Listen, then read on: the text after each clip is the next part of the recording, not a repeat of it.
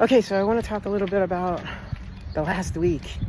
So, for anyone that doesn't know, I've been going through a lot of different decisions and changes in my life, and it has been a really, really incredible and it's been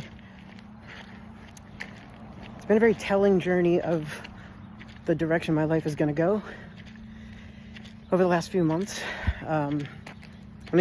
I haven't gotten into it here, so I'm going to talk a little bit about my personal decisions in life. For anybody who's followed me for a while, you know me as Layla. And over the last year, maybe a little longer than a year now,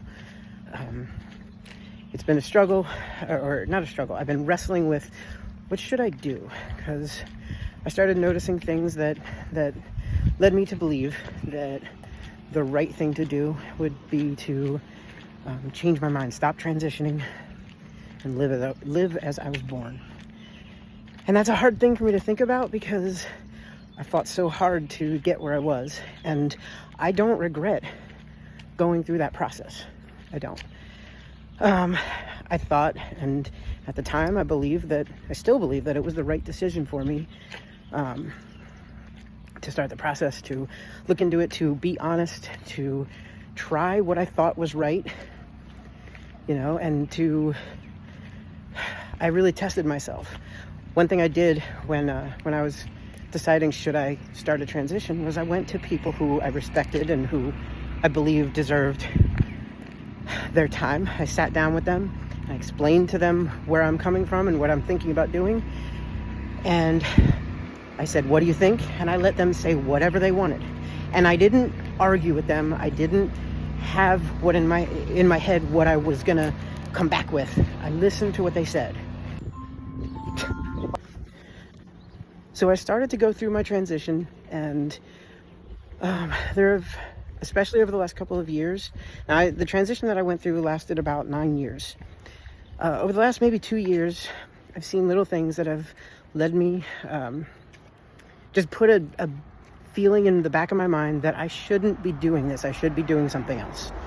Now, I have, when I started this transition, I felt like there was no direction in any way being given to me, and I literally said, I don't think it was necessarily a prayer, but it kind of was.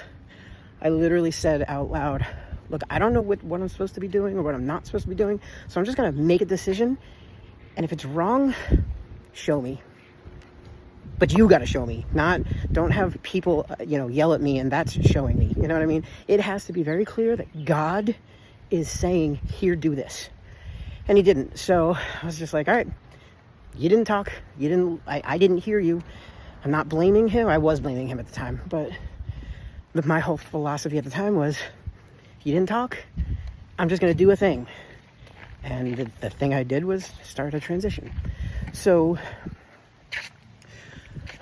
I went through, things were actually pretty good. There were a lot of things that came out of this that have changed me and helped me. I was able to come out of my comfort zone, step out of my comfort zone a lot. I was able to do things like feel comfort outside of, I didn't feel depression every morning. One thing that led me to want to transition was every single minute of every day, I didn't want to be here.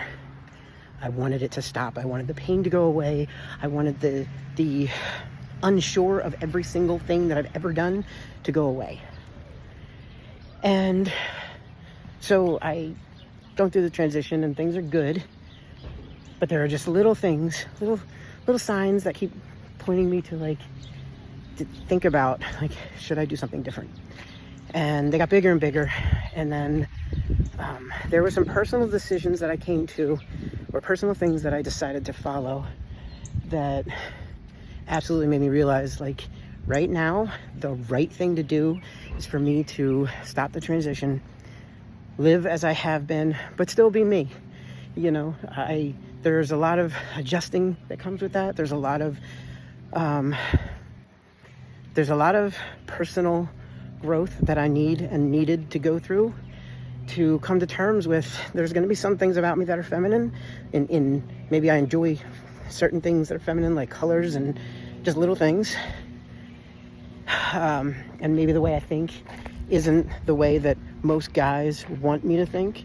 You know, I can't tell you how many times I've been told, you lose your man card because you don't like Call of Monster Death video game 2000, you know. There have been a lot of times where that has affected me in a heavy way because I wasn't sure of myself. And as I stand right now, a person who has done what I wanted and who has followed what I believed was right and who has stopped lying about anything. I'm not going to tell people that I didn't try to go through a transition, but I'm also not going to tell people that it was completely the right decision. It may have just been a thing that I needed to go through to understand certain things, and now this is where I need to be, and I know that I need to be here. So I decided months ago, almost a year ago now, that I needed to, you know, go through this. For personal reasons, my birth name is still not a thing that I'm comfortable with or that I'll ever want, you know, put out there. So I decided to use an iteration of the name Layla because I really do like that name a lot. I love that name, Layla Lee Gilmore. So I decided I'm going to go by Lucas Lee Gilmore. Still going to be a Gilmore because that's me. That's my soul. But the thing that has changed the most is that I heard Jesus for the first time in a long time, and I didn't hear. One thing that throughout my life has been prevalent is I've seen other people feel and see God in their life, and I've used that as my, that's my experience. Bob over there, you know, was called to preach or whatever. And it got to the point where that wasn't enough. And now I have stories to tell you. Ask and I'll tell. I have stories to tell you that I can say Jesus directly impacted my life in a way that nothing and nobody else could have. And I cannot, as a skeptic, give that to anyone else.